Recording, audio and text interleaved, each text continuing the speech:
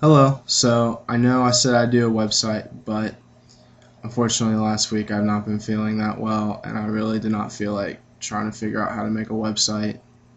So I kind of felt bad still about not being too creative and just writing an essay, and I wanted to be a little more creative, so I thought I'd make a little conclusion video with a little fun creative metaphor in there. So this is just a little metaphor, nothing big, but using origami, which I love to do, to show my growth, the biggest growth in my writing this year, which is definitely between inquiries 1 and 2. So here's the first picture.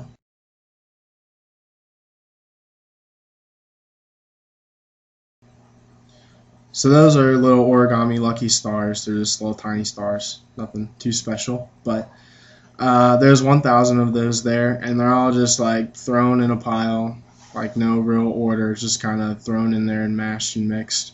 And that was kind of like my inquiry one because I did a lot of my tendencies, my bad tendencies that I found I had in writing, which I'll talk more about later, but things like storytelling, writing more about my emotions, and not really sticking to the actual uh, subject matter, the assignment. I didn't quite do that as well in the first one. It was kind of just a narrative that maybe I would have done in high school at the last minute. I just kind of threw it all together, so it was a little bit of a mess. But as time went on, after I did that, I turned in inquiry 1, and then we started inquiry 2, and I still really wasn't clear on what I was doing. But then after we had our conference about inquiry 2, we started talking about finding out the why when we write, like why certain things are used and why do they choose to do that, and just kind of using that question why. And so after that, my writing got a lot better and started, like this with this picture.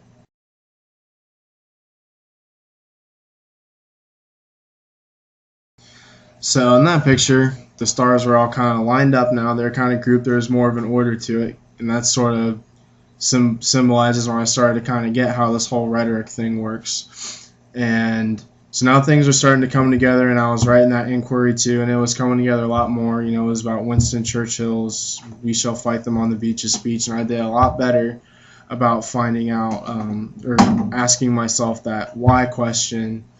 And that why question was really a big thing for me this year. I think that was the biggest growth I had as a writer, definitely, and as far as a rhetor, is learning the why. And then this next picture, you kind of see sort of the end, or like the more clear ending, the better ending of my writing journey.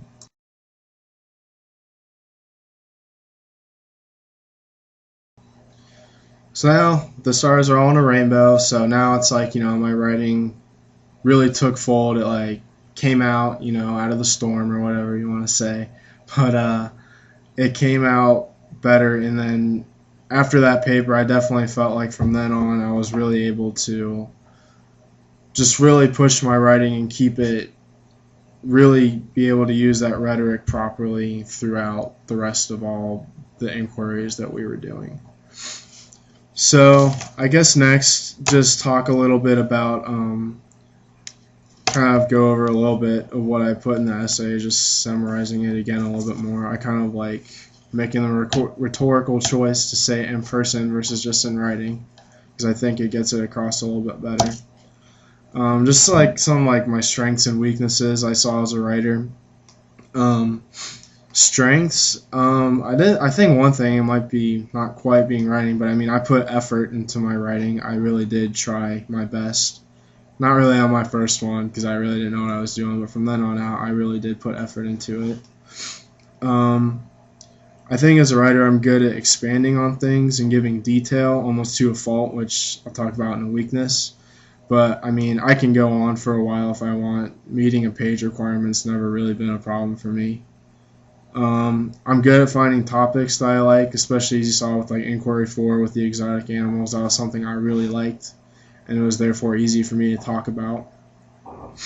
Um, I was also, one thing I felt like I got better at this year, so maybe now it's a strength, but was implementing and taking criticism from whether it be you or like my peers. Before I'd be like maybe a little more sensitive to it, like, oh well, they just didn't like it, they just didn't understand. But now it's like, okay, well, let's listen to what they're saying and then really try and put it in my paper and make my paper that much better. Because if a lot of people are saying the same thing, obviously there's something to it there. I saw more weaknesses than strengths. That might be my personality. I tend to see the weaknesses a little bit more to try to get better at them. Kind of basic one was just proofreading. I found a lot of times in the end that there were proofreading errors, just like little grammar things. I know you said that a lot on my responses or whatever, and I was so mad on that inquiry 4 at the video that I misspelled a word. I couldn't believe I did that because you have no idea how many times I watched that thing. One thing I do a lot, and I'm trying not to do in this video, is get carried away and do storytelling and just start rambling. I have a tendency to do that. I don't know, I just do it. So that's something that I really tried my best to stay away from in writing. I think actually, considering how much I really want to do it, I did a decent job this semester of not doing it. But I think it could definitely still be better. Another thing is emotional writing. I think that was something I was talking about in my first inquiry, where I definitely saw, that was my worst piece, but that's also what you learn the most from. I'm good at emotional writing. I just like doing it. I guess I'm more of a sensitive person in that way. I don't know, but I find it easy to write about emotions. Just my personality. I don't know. I can do that, but I do it almost to a fault. Like in that first one, the first inquiry I was writing about too many emotions and not as much about actually analyzing the rhetoric of the moment. I was more just, emotionally writing the things I was doing. I guess just to kind of conclude it all, I definitely got better as a writer. This is the first time I feel like I got better at writing over the course of a semester. I think the thing in high school was like every teacher had different criteria, and that made it hard to really get better as a writer, because every year you just had to figure out, okay, what does this teacher want, and then you do it, get the grade, and get out and figure it out again next year. So I think it was the first time I felt like, it was the first real writing class I've had too, so that was definitely part of it. But my writing just got better, I could tell, and that was probably the first time I think I've ever actually seen that. I'm sure it's gotten better since 7th grade to senior year, but this is the first time I really felt like it got better.